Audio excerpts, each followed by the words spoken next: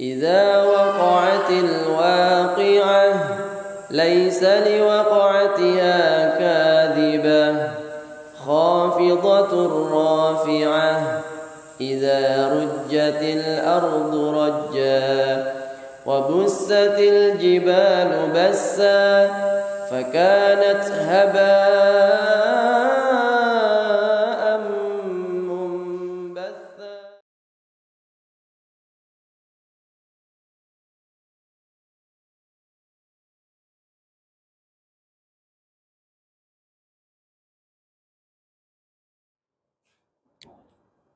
Assalamualaikum warahmatullahi wabarakatuh.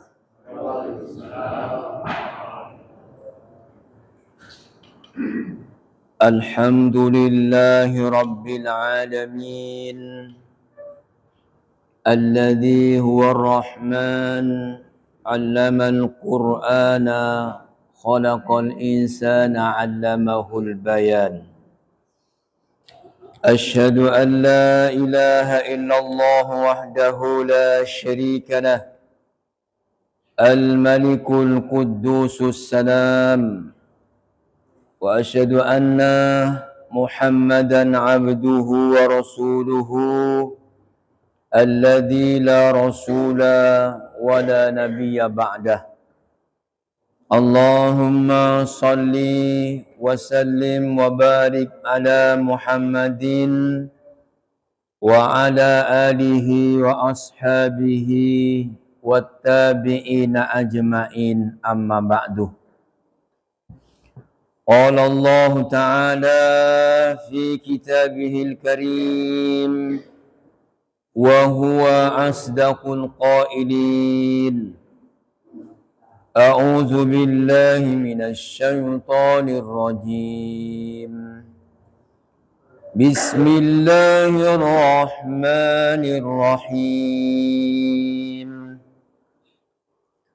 يا أيها الذين آمنوا لا تخونوا الله والرسول وتخونوا أماناتكم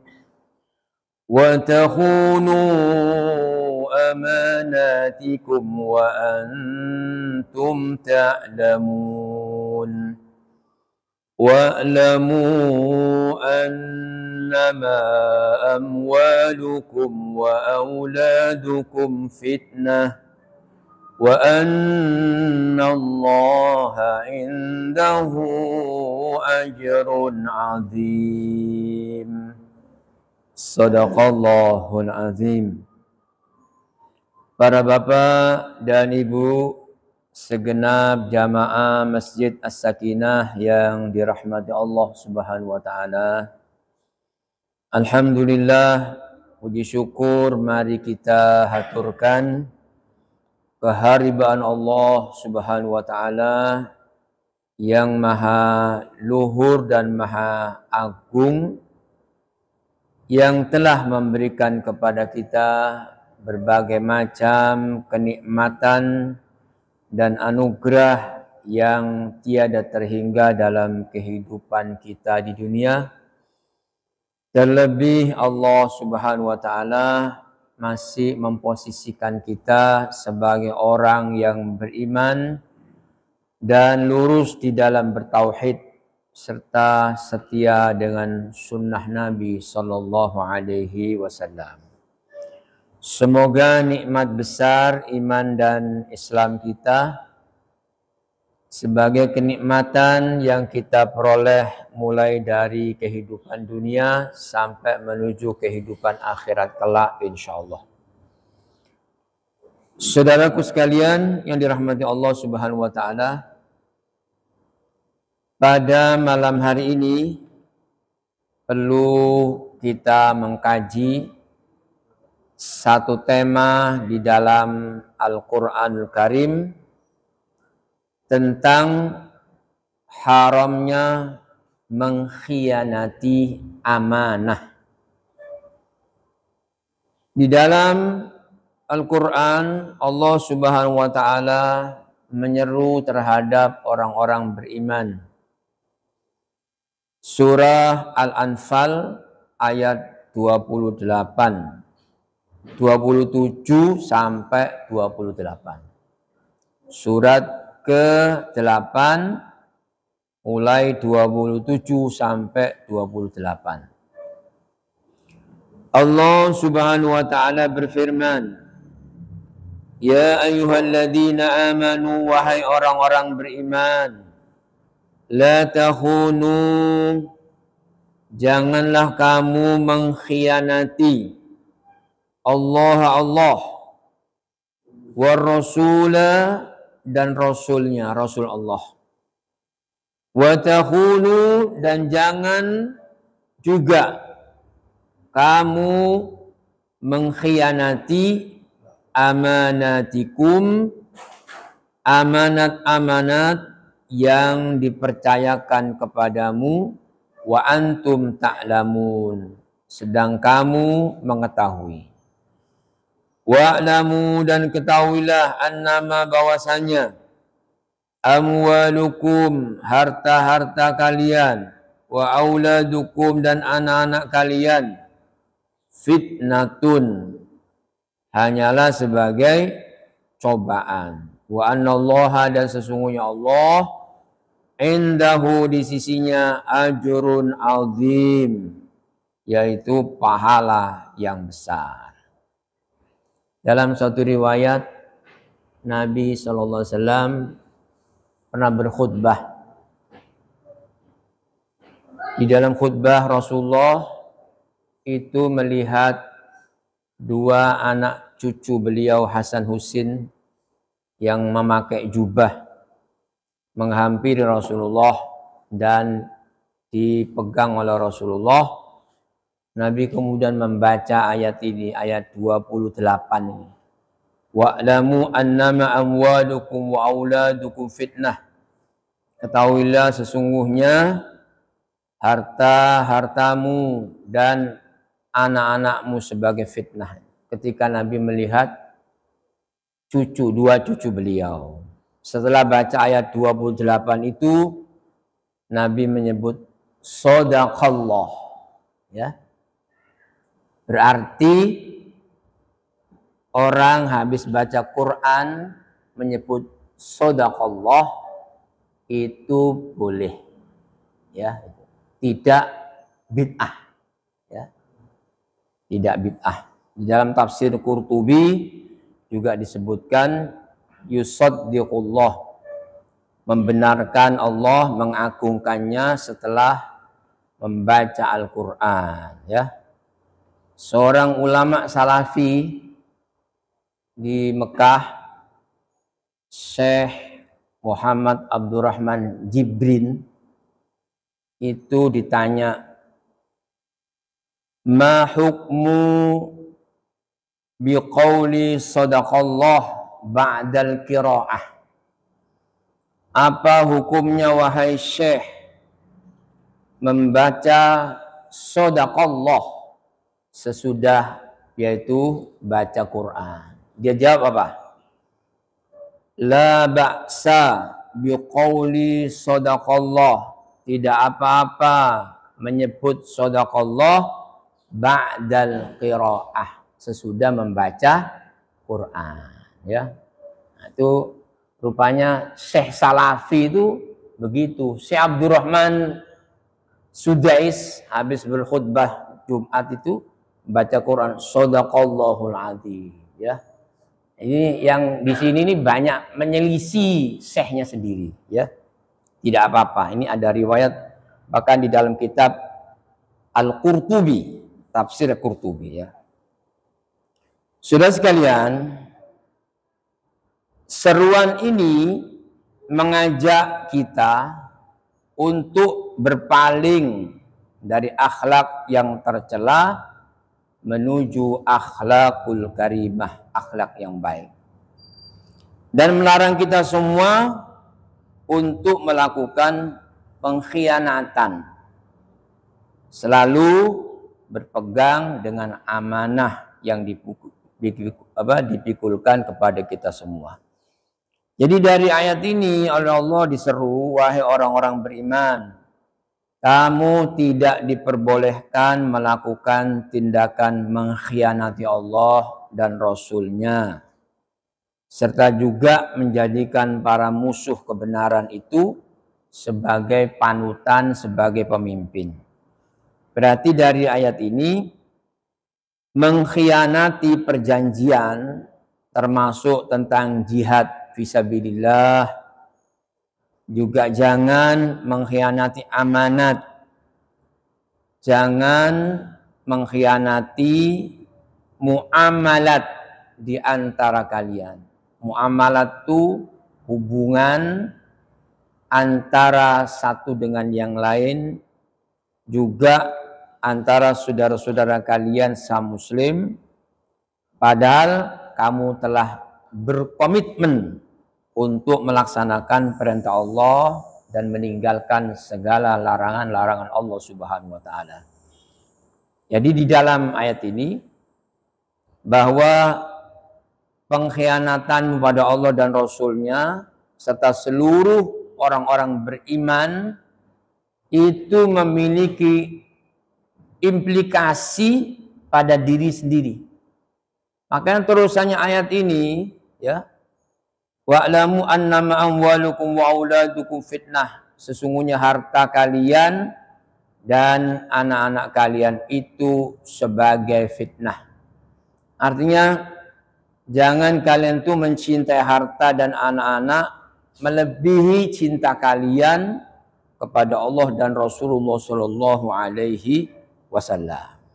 Sudah sekalian, ini di dalam ayat ini, ayat 27 dari surah Al-Anfal ini, apa yang disebut amanat ini ya?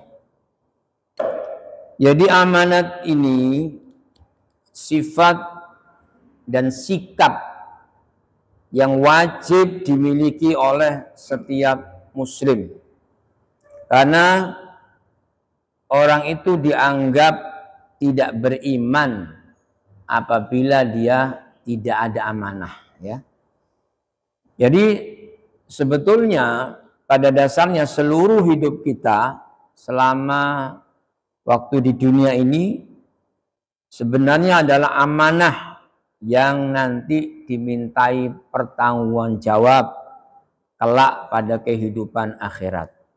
Sehingga merugi, celakalah orang-orang yang tidak menunaikan amanat ini dengan sebaik-baiknya. Dulu Allah Subhanahu wa taala pernah memberikan amanat. Ini Allah sebutkan di dalam surah 33, surat Al-Ahzab ayat 72. Allah pernah memberikan amanat kepada langit dan bumi. Allah mengatakan, Inna aradna al-amanata ala samawati wal ardi wal jibala fa'abaina an yahmilnaha wa ashfaqna minha wa hamalaha al-insan innahu kana zaluman jahula. Jadi kata Allah, sesungguhnya kami aradna telah menawarkan amanat ini ala samawati wal ardi, kepada yaitu langit dan bumi, bahkan wal jibala, dan kepada gunung-gunung. Kata Allah, maka semuanya ini fa'abaina, enggan untuk memikul amanat itu, dan mereka khawatir akan mengkhianatinya. Dan dipikullah itu oleh manusia. Sesungguhnya kata Allah, manusia itu amat zalim, kana zaluman jahula, amat zalim dan bodoh. Ini sebagai konsekuensi dari kewajiban melaksanakan amanah ini, sudah barang tentu mengkhianati amanah ini merupakan hal yang dilarang di dalam agama Allah Islam ini. Tadi salah satu ayat yang menjelaskan tentang larangan tadi yang saya baca di depan, itu surat Al-Anfal ayat 27 ini ya.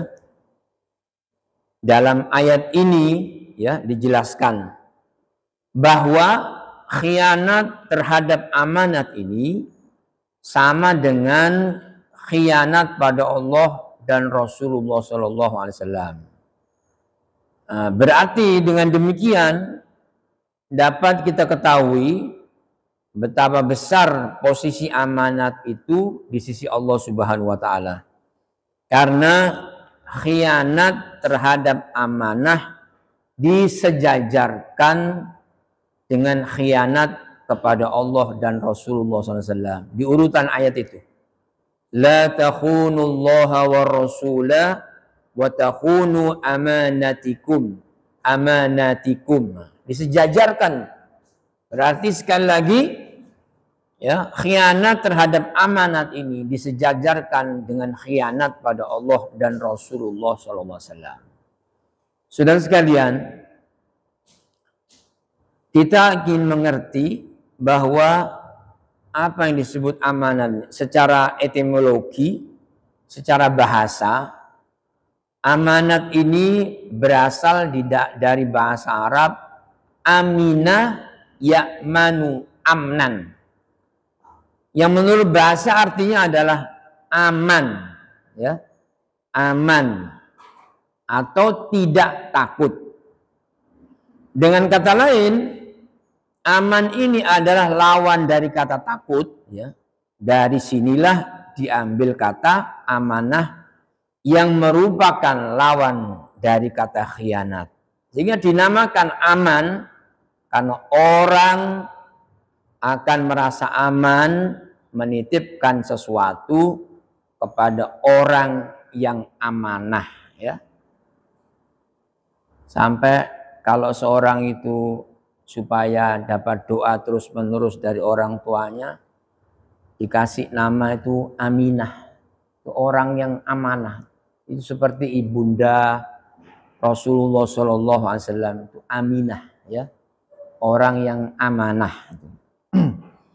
Nah, ini menurut bahasa. Jadi dinamakan aman ini karena orang yang merasa aman menitipkan sesuatu kepada orang yang amanah. Ya.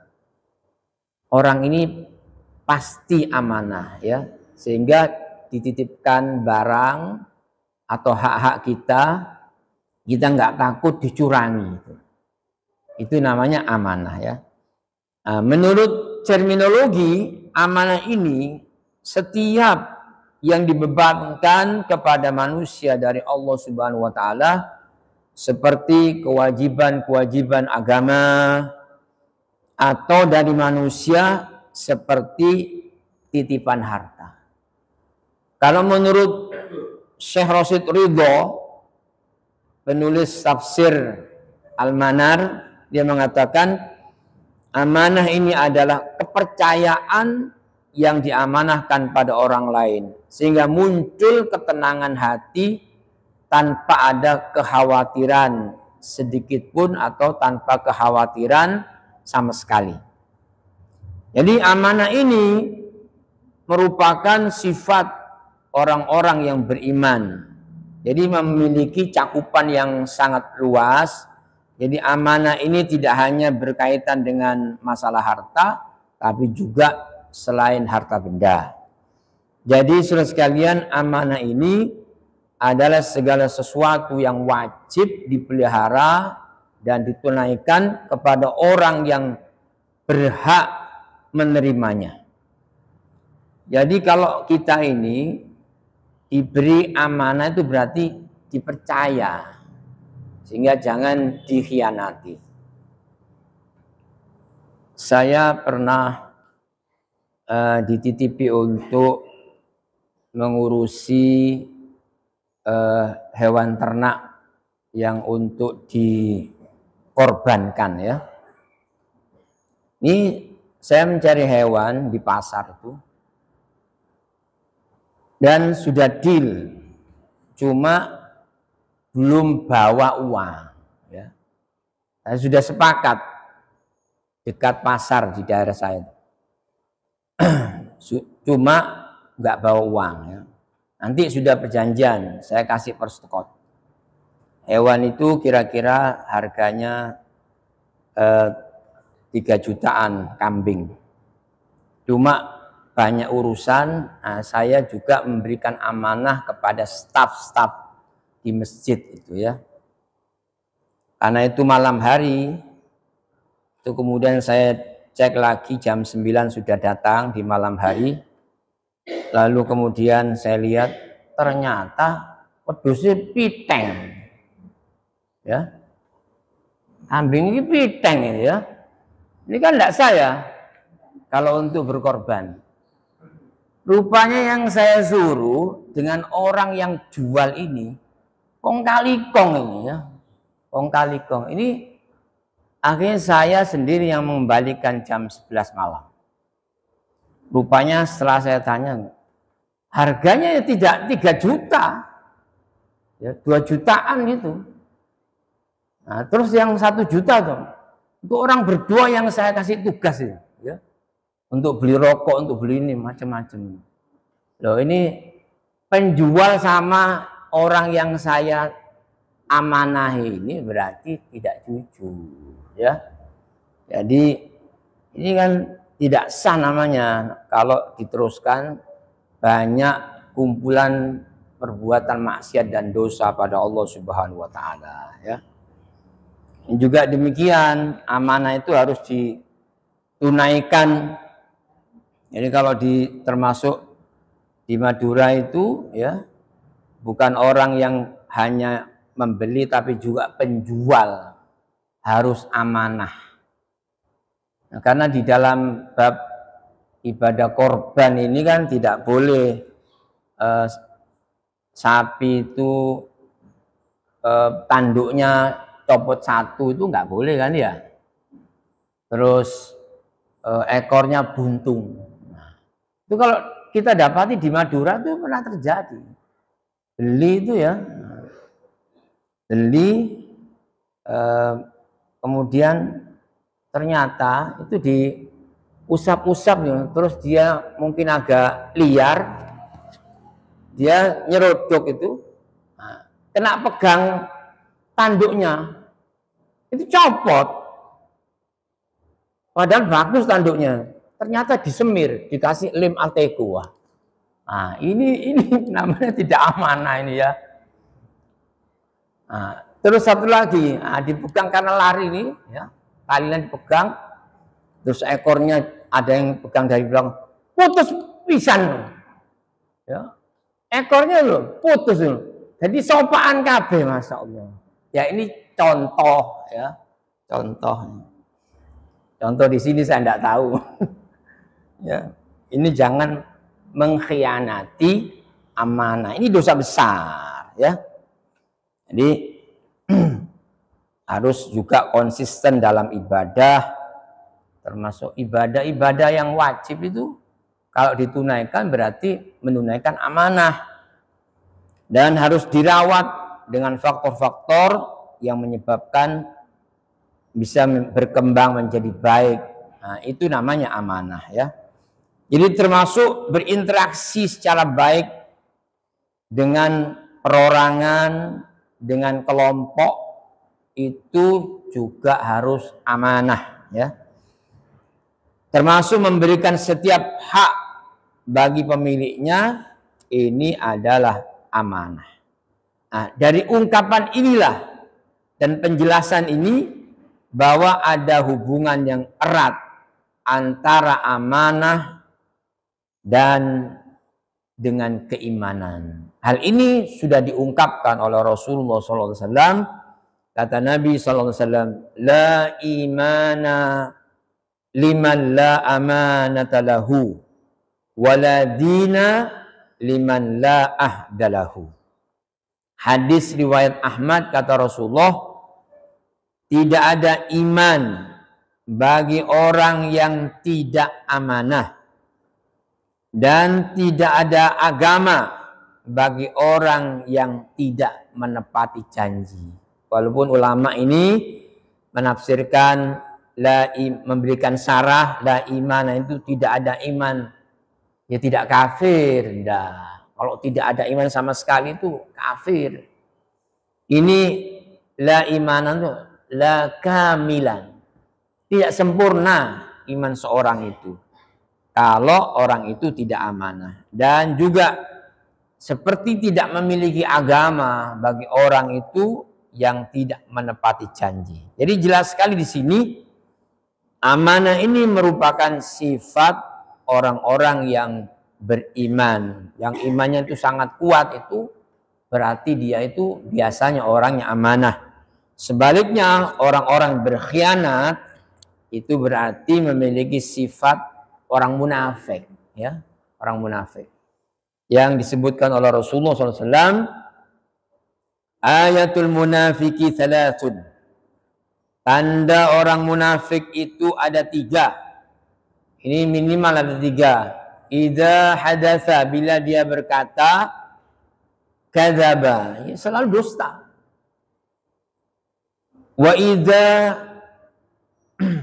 idza wa'ada akhlafa, bila dia itu berjanji selalu mengingkari janji, ya. Wa idza tumina khana, bila diberi amanat selalu berkhianat, ya. Itu tandanya orang munafik, ya. Jadi ini merupakan bukti bahwa amanah itu memiliki urgensi yang sangat tinggi di dalam ajaran Islam. Nah, Rasulullah SAW adalah sosok manusia yang paling amanah. Sampai kawan-kawan Rasulullah dan lawan-lawannya pun merasa aman dan tenang. Ya, dalam apa? Aman bermuamalah dengan beliau Rasulullah SAW. Kebalikannya ini, perbuatan khianat itu tidak amanah, itu disebut juga ghulul, ya. Ghulul di dalam Quran. Bisa dicek di dalam surah Ali Imran. Ini ayat berapa? 161 surah ketiga itu. Nah, disebutkan dalam ayat ini ada orang, ya, dalam peristiwa ini ada orang menuduh Rasulullah SAW tidak adil ketika pembagian ghanimah, ya. Jadi maka Allah turunkan itu, maka lani nabiyyin ayyahul, tidak mungkin nabi itu berkhianat, ya. Dan dia ada terus ayat ini, wa may yaghlul ya'ti bima ghalla yaumal qiyamah. Barang siapa yang berkhianat, ya'ti bima ghalla yaumal qiyamah, dia akan datang nanti pada hari kiamat dengan barang yang dikhianatinya itu, ya. Summa tuwaffa, kemudian disempurnakan kullu nafsim ma kasabat, setiap jiwa, ya, sesuai dengan apa yang dia perbuat. Wahum la yudlamun, dan mereka tidak dianiaya, ya. Dari ayat ini pula Rasulullah berkata, walladzi nafsu Muhammadin biyadih, demi yang jiwa Muhammad berada di tangan Allah, ya. La ya'ti ahadum minkum minha bi syai'in illa raja'a bihi yaumal qiyamati ala raqabatihi. In kana ba'iran lahu rugha'un aw baqaratan laha khuwar aw syatan tay'aru summa rafa'a yadayhi hatta ra'ayna ufratan ibtayhi summa qala Allahumma hal ballagtu. Kata Rasulullah, demi zat yang jiwa Muhammad SAW berada di dalam tangan Allah, dalam genggaman Allah, tidaklah sekali-kali seorang di antara kalian mengambil sesuatu darinya, yaitu barang korupsi, curian, pengkhianatan, atau selundupan namanya, bisa juga.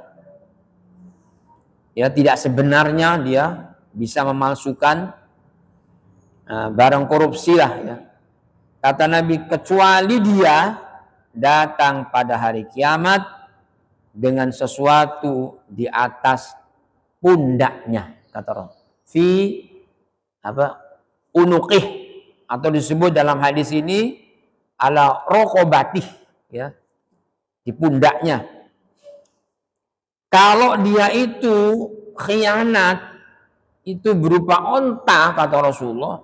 Nah, onta itu akan dia dipanggul di atas pundaknya dengan mengeluarkan suara. Dan semuanya akan tahu pada hari kiamat nanti ya.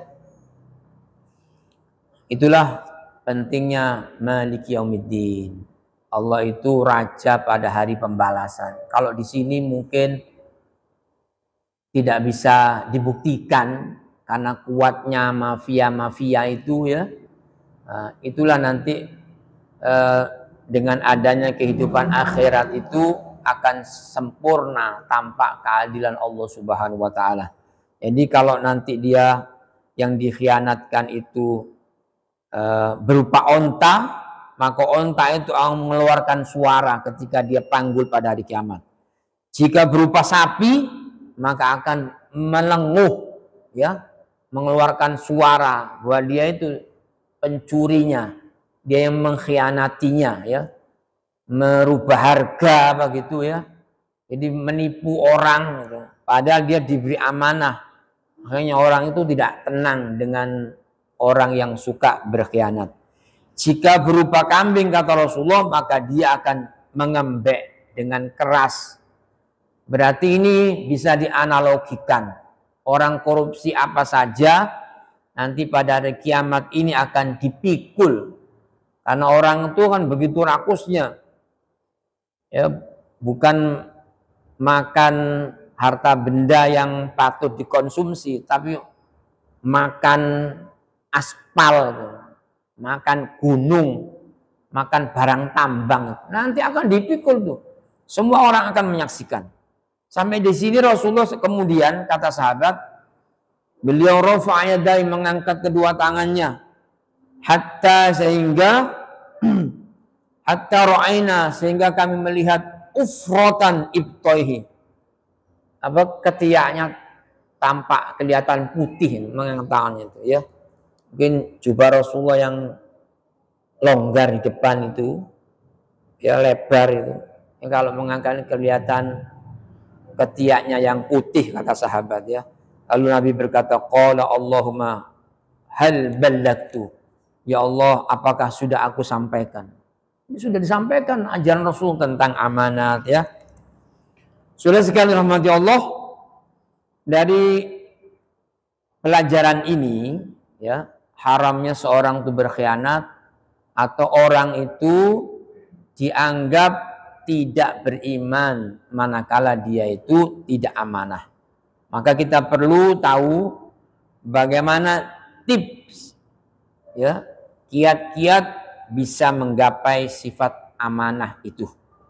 Pertama, saudara sekalian, kita harus menyadari bahwa amanah adalah karakter fitrah nurani kita ya.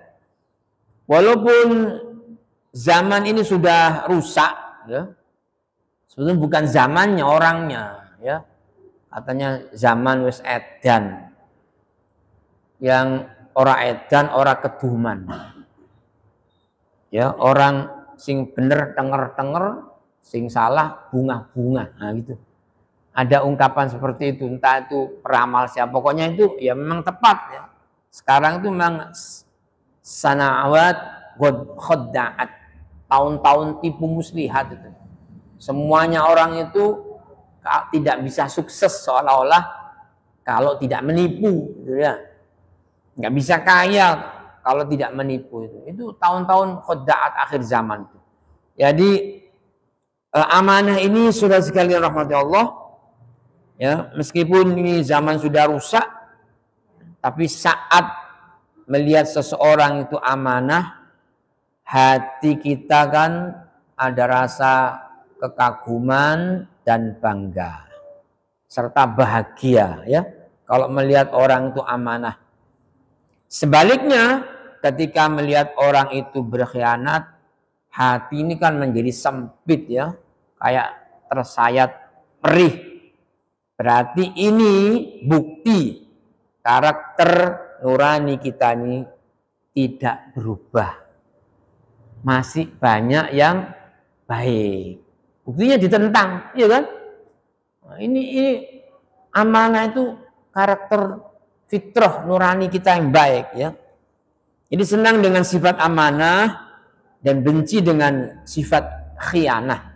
Memang seperti itu, makanya Rasulullah itu berdoa, ya Allahumma habib ilainal iman wa zayyinhu fi qulubina, ya Allah, jadikan kami ini cinta dengan sesuatu atau segala sesuatu yang berkaitan dengan iman, dan jadikan iman itu sebagai hiasan di dalam hati.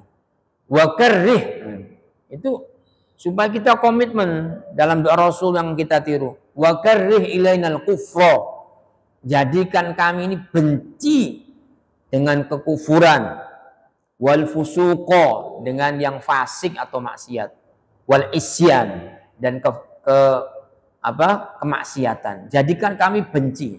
Ini orang yang masih fitrah nuraninya masih suci. Makanya ditentang, ya, orang berkhianat itu. Jadi jangan sebaliknya, orang tuh kemudian cinta dengan pengkhianatan, ya. Jadi kalau senang dengan amanah, dengan sifat amanah, benci dengan sifat khianah, ya, ini berarti nurani kita, fitrah kita ini masih hidup, ya. Karena itu jika seorang berkhianat berarti dia orang yang menyimpang dari karakter fitrah atau nuraninya itu sudah mati. Sehingga saudara sekalian, hendaklah kita sadari bersikap amanah ini berarti menjaga karakter fitrah kita sendiri. Ini solusi atau kiat supaya kita menggapai dan memiliki sifat amanah.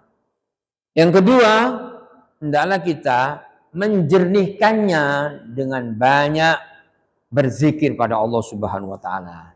Karena saudara sekalian, hati dan lidah yang selalu dibasahi dengan zikir dan ingat pada Allah Subhanahu wa taala ini akan menjadi jernih biasanya, ya, dan terjaga dari bisikan setan dan godaan hawa nafsu. Saat kita selalu di dalam zikir, ya, berarti nanti kita kalau banyak berzikir pada Allah Subhanahu wa taala, fitrah di dalam kita ini amanahnya akan terjaga, ya, di dalam hati kita. Sebaliknya, bila kita sebagai manusia ini lalai, ya, lalai pada Allah Subhanahu wa taala, tidak mengiringi lisan kita selalu berzikir pada Allah, biasanya hawa nafsu dan setan ini akan membisikkan sesuatu yang bertentangan dengan fitrah kita. Akhirnya apa? Kita akan terjerumus, naudzubillah, pada syahwat dan ghaflah. Ghaflah itu lalai. Jadi amanah ini akhirnya ditukar. Kalau orang tidak banyak mengingat Allah, tidak banyak berzikir, ya, akhirnya amanah ini dipertukarkan dengan kemewahan dunia yang kata Allah walaupun itu sedikit, ya. Akhirnya tidak peduli dengan halal haram. Nah ini, ya, kiat supaya kita menjadi orang yang amanah. Kemudian yang ketiga, hendaklah kita memperkuat dengan ulumuddin, yaitu ilmu agama. Karena saudara sekalian, terkadang hebatnya godaan itu membuat persoalan itu jadi samar, ya. Samar itu bisa terjemahkan syubhat atau kabur. Mungkin kalau orang yang jujur akan tegas menolak, nggak mau ini barang yang dikhianati itu, ya. Namun jika hal itu dibungkus ini sebagai hadiah, sebagai hadiah itu seperti gratifikasi itu, ya. Jadi orang di zaman Rasulullah juga memungut zakat, ya. Disuruh Rasulullah memungut zakat di berbagai daerah itu. Tapi kemudian datang ini zakat yang dikumpulkan, ya. Dan ini dia aku diberi hadiah. Itu nggak boleh oleh Rasulullah, dilarang. Karena kata Rasul langsung naik di mimbar Rasulullah, ya ayuhan nas, wahai manusia, wahai orang-orang beriman, kalau kamu itu duduk-duduk di rumah, ya tidak diberi tugas pergi, apa kamu dapat harta? Kan tidak mungkin. Berarti karena tugasmu itu, kamu itu kemudian diberi harta. Ini nggak boleh, ya. Harus diserahkan kepada pimpinan, yaitu Rasulullah SAW. Kalau mengambilnya itu haram, berarti mengkhianati amanah yang diberikan oleh Rasulullah SAW. Jadi kalau ngumpulin harta benda, pendistribusiannya itu jangan sampai kemudian keliru, kumpulkan zakat kayak kulaan jaket, ya. Nah itu sekarang tuh, ya, kumpulin hewan korban, orang yang berkorban itu dikorbankan harta bendanya, ya. Jadi ini harus orang itu memperkuat dengan ilmu agama, ya. Jadi kalau orang itu, ini dalam rangka ini hadiah. Ini Rasulullah itu sangat berhati-hati sampai Nabi dan tidak boleh makan zakat, ya. Makan zakat tidak boleh. Sedekah juga nggak boleh Rasulullah. Haram buat Rasulullah pribadi. Jadi kalau Rasulullah itu di tempatnya atau di tanah, di pasir itu ada korma yang bagus, kemudian diambil Rasulullah itu. Itu khawatir ini korma ini dari harta orang yang mau dizakatkan. Takut sampai nggak dimakan. Kalau sampai kemakan tuh sampai kepikiran, ya gitu. Itu sampai seperti itu menjaganya.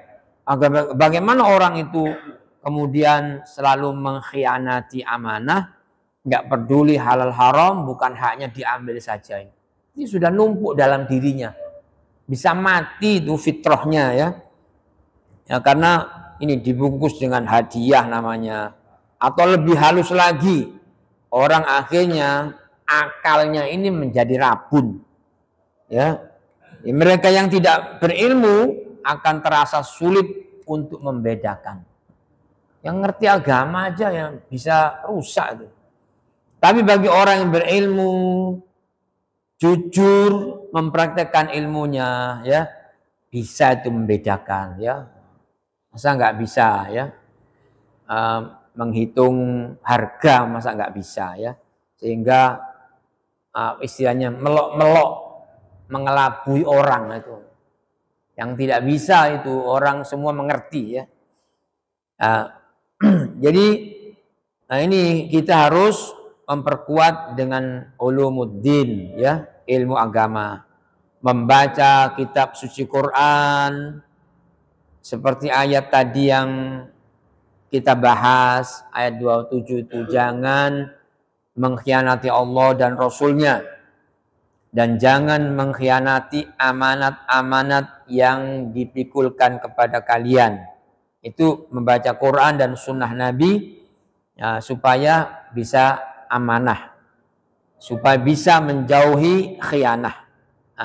Perkaya ilmu ini dari para ulama yang membahas tentang hati, kesucian jiwa kita, ya. Supaya apa? Agar jelas nilai-nilai hidup kita dan kita mengkaji serta merenungkan dalam sejarah keteladanan dari orang-orang yang soleh. Nah, itu patut ditiru. Kemudian yang keempat, kiatnya supaya kita ini menjadi orang yang amanah, senantiasa berlatih amanah itu, ya. Jadi kalau sejak kecil seorang itu nggak diajari jujur, akhlak itu nomor 1, ya. Ilmu nomor 2. Orang cerdas sampai pelajaran apa saja itu bisa, eksaknya itu sangat pinter sekali. Tapi akhlaknya 0 ini, nggak ada gunanya. menjadi orang yang korup, orang yang kotor jiwanya, ya suka pungli, manipulasi, ya suka berkhianat itu. Jadi ini berlatih. Jadi kalau seorang itu sejak sekolah, misalnya sekolah di TK, sekolah di sekolah dasar, itu lihat ya, dia itu menghalalkan enggak dalam urusan nyontek. Dari situ loh masalah kecil loh. Kalau berani nyontek itu terbiasa, itu seolah dalam hati itu menghalalkan sesuatu yang diharamkan Allah. Terus sampai menjadi pejabat itu seperti itu, ya. Apalagi kalau dikasih tahu nggak boleh nyontek itu. Lu katanya al ilmu nurun. Ilmu kan nurun-nurun, padahal ilmu itu cahaya. Ilmu nurun-nurun, nyontek boleh aja. Ya. Ini senantiasa berlatih amanah. Jadi dalam kehidupan sehari-hari kan banyak kewajiban yang harus kita tunaikan. Seperti sholat 5 waktu itu kan juga amanat kita ya.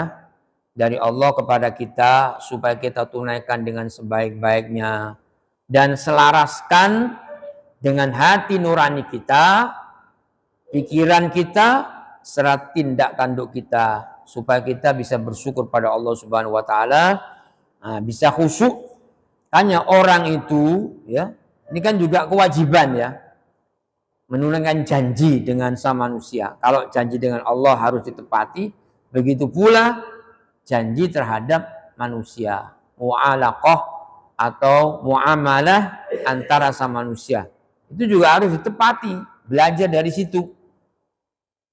Karena kalau orang itu ya, dia senantiasa berlatih amanah, ya seperti orang itu kalau ibadah pada Allah merasa dia diawasi oleh Allah Subhanahu wa Ta'ala. Buktinya apa? Kita itu diawasi oleh Allah Subhanahu wa Ta'ala. Buktinya kita tidak mau melakukan kesalahan dan dosa, termasuk berkhianat dari amanat yang dipikulkan pada kita. Itu buktinya karena kita merasa diawasi oleh Allah Subhanahu wa Ta'ala. Kalau kita masih ya terus-menerus berkhianat, ya melakukan culas, manipulasi, itu tidak ada hentinya.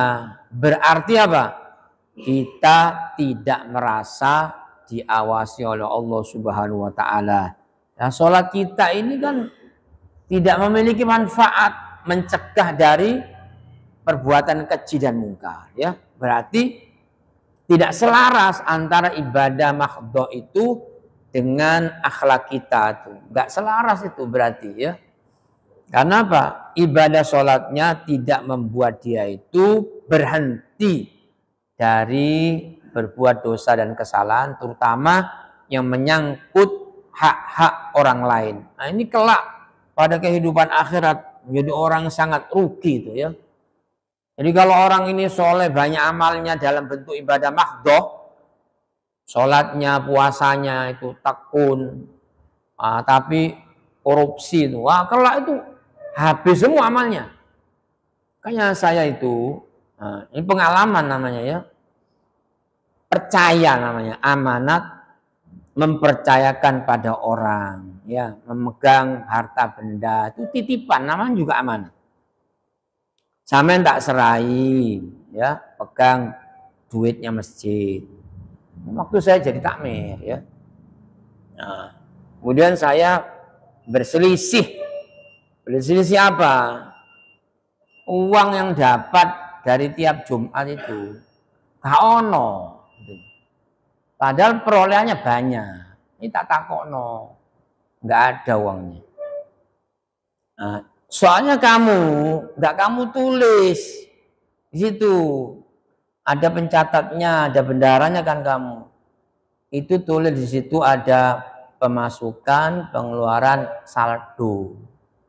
Berangkat dari sini, memasang ini papan pengumuman, ada pengeluaran, pemasukan, saldo. Itu bid'ah. Di zaman Rasulullah nggak ada, memang nggak ada.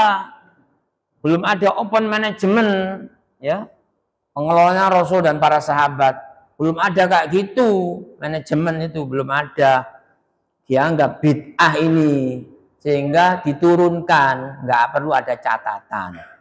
Dari situlah, ya, kalau orang itu akidahnya itu buruk, ya, itu biasanya akhlaknya juga buruk.